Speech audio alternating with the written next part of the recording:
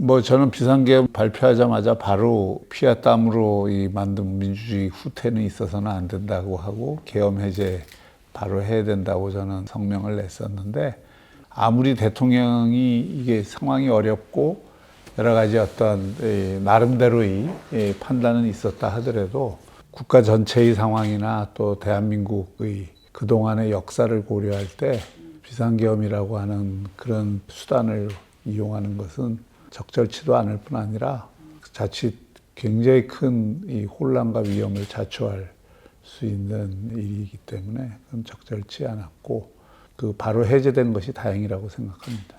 결과적으로 이제 불가피했다고 할 수 있는데, 이제 탄핵 과정이나 지금 바로 그런 부작용이 나타나는 거예요. 우리나라는 무슨 일이 있으면 그냥 막 해일이 몰아치듯이 모든 문제를 해결하려고 하는 경향이 있는데, 그 탄핵도 하더라도 이게 절차와 내용을 충분히 가지고 하는 게, 절차도 그렇고 내용도 그렇고 정당성을 충분히 확보하는 방법으로 가는 게 맞는데, 계엄 이후에 일종의 그 여론재판 형식으로 이걸 가다 보니까 거기에 지금 미비한 점들이 막 드러나니까 지금 또 새로운 갈등을 야기하잖아요.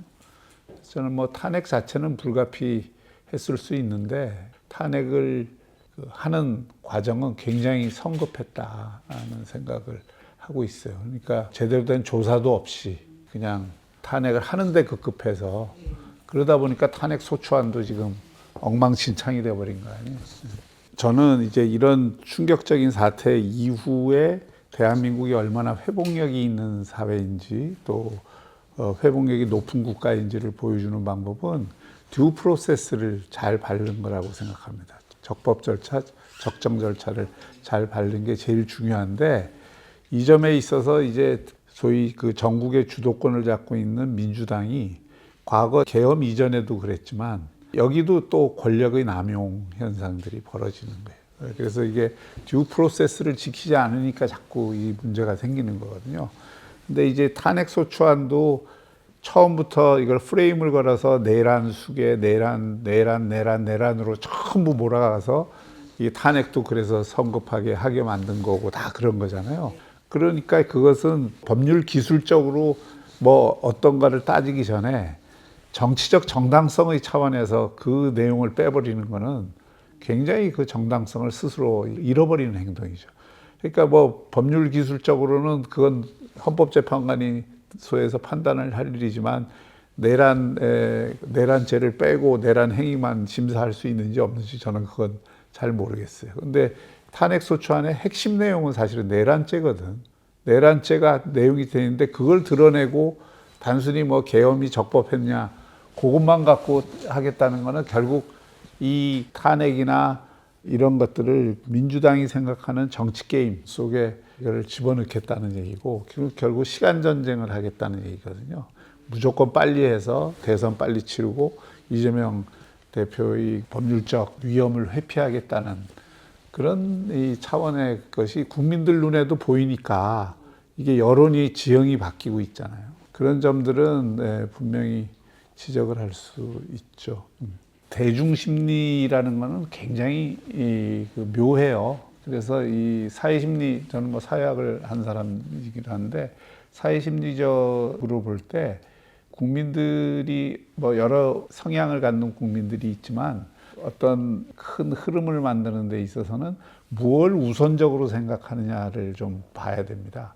지금의 이제 민주당이나 이 좌파를 지지하고 있는 국민들 입장에서는 윤석열 대통령을 빨리 내려보내야 된다는데 그 가장 주안점을 두고 모든 정치적 의견을 표명하고 그런 집단 감정이 생긴 거고, 반대로 이쪽 그 보수나 일부 중도층 입장에서는 그래 윤석열 대통령이 계엄을 한 거는 그거는 잘못된 행위지만은 이 사람들에게 가면 바로 이렇게 막 대선을 빨리 당겨갖고 새로운 정권을 만들어야 되겠다는 민주당이나 이재명 대표를 보면서 굉장한 불안 심리를 갖는 거예요.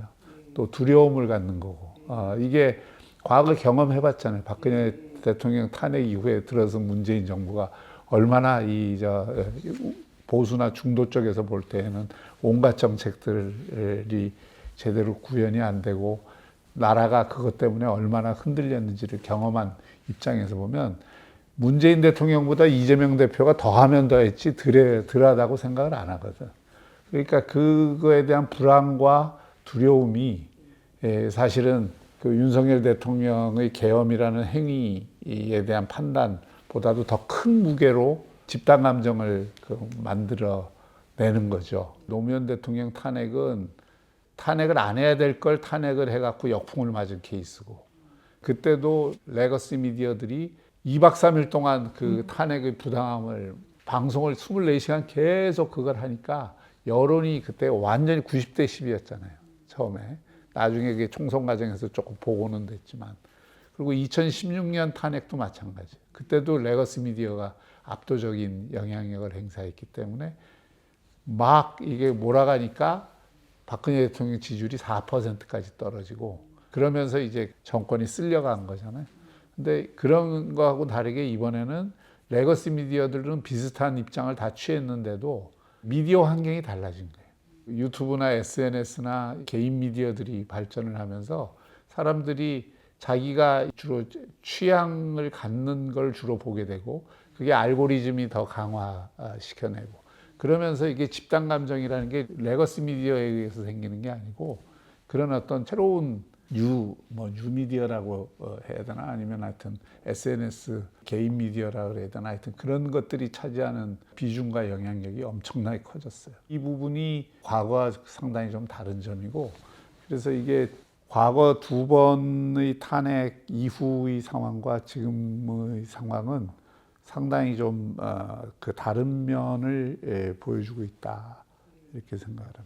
지금 우리 정치의 가장 큰 문제가 대한민국 헌법 계속 지키고 키워야 될 가치는 결국은 자유, 민주, 공화, 이 세 가지 가치입니다. 특히 지금 제일 결여된 게 이 공화의 가치가 적어도 정치 영역 내에서는, 특히 정당 정치의 영역, 권력 정치의 영역에서는 이 공화의 가치가 제일 지켜지지 않고 왜곡되어 있다고 생각합니다. 그 공화의 가치라는 것은 권력자가 주인인 나라가 아니고 국민이 주인인 나라고, 권력을 쓸 때에는 항상 자기 제한적으로 써야 되고 공적으로 써야 되고, 레스 퍼블릭하잖아요. 그러니까 공적인 권력의 사용, 그리고 권력을 혼자 독점하는 게 아니라 권력을 나누겠다는 생각, 그게 이제 정치적 타협과 합의를 추구하는 정신, 이런 건데, 이게 다 공화의 가치거든요.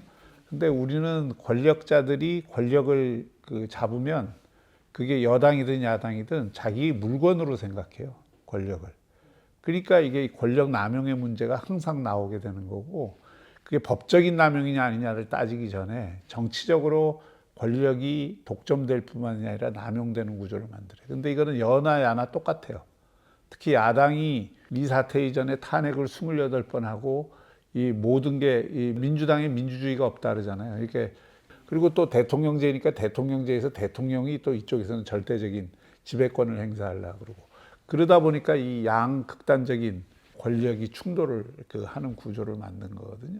그리고 지금도 그건 계속되고 있고, 그래서 이런 것을 과연 개인의 캐릭터가 가져왔냐 아니면은 제도의 문제냐, 이런 거를 우리가 이제 따져봐야 되는데, 뭐 여러 가지 문화적인 요인도 있고 제도적인 요인도 있고 개인적인 요인도 있는데, 이런 걸 생각을 할 때 우리가 이제 새로운 리더십을 생각할 때 이런 그 과거에 반복되는 공화의 가치를 제대로 구현하지 못하는 리더십을 또 반복해서는 안 된다는 생각을 갖고 이 리더십을 구축할 필요도 있고, 또 한편으로는 이런 걸 자꾸 반복하게 만드는 제도를 바꿔야 되는 측면이 있고, 최근에 이게 이제 개헌 논의로 나오는 거고, 이거는 이제 앞으로 자 그러면 어떤 리더십을 우리가 구축해야 되느냐는 문제로 제기가 되겠죠.